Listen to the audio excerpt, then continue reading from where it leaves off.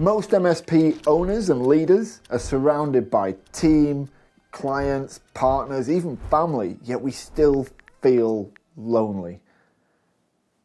We're going to talk about this today.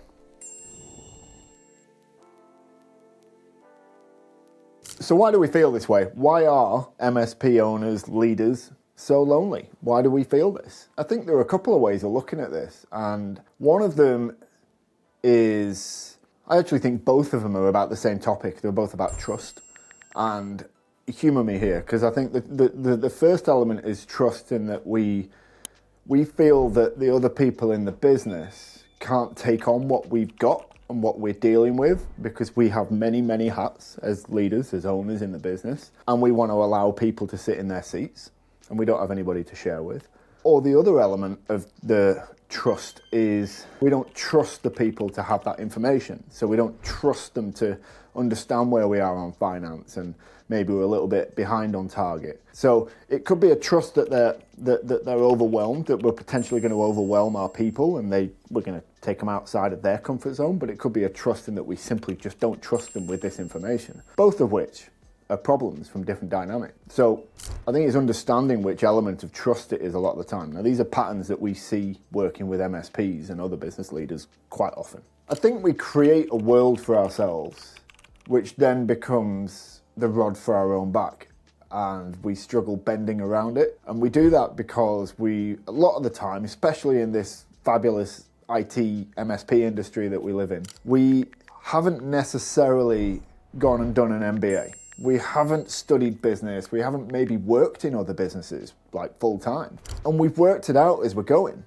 And we want to be seen as the people who have the answers. We want, because that's what we've built. We've lived it. We've gone from servicing that first client, from getting that client on, to running a team of people and looking at strategy and looking at M&A and doing all these different things. And we have to know everything, because we feel that if we don't, then we are imposters, and everybody's going to see that we don't know what we're doing. Well, let's be honest, how many of us actually know what we're doing? Well, we've got some ideas. You know, the saying, the older you get, the wiser you get, is built on your limbic brain, which is all your experiences. And I think that if we just let other people in, it just makes that journey so much easier and so much more enjoyable, because we get to share. If we can't share what we're doing, what's the point in doing it? You know, everybody else is part of this same journey that we're part of, but only if we let them in. How do we break out of the cycle of loneliness?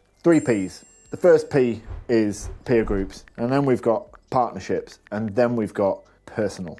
So with the first P, peer groups, we all know about peer groups. They're everywhere. If we're not using them, use them. You will build some of the best relationship that will just turn into personal relationships over time. Guaranteed, but you need to find the right peer group that works for you. Where you're at on your journey, if you're starting out, find a group of people that are at the same part of the journey as you.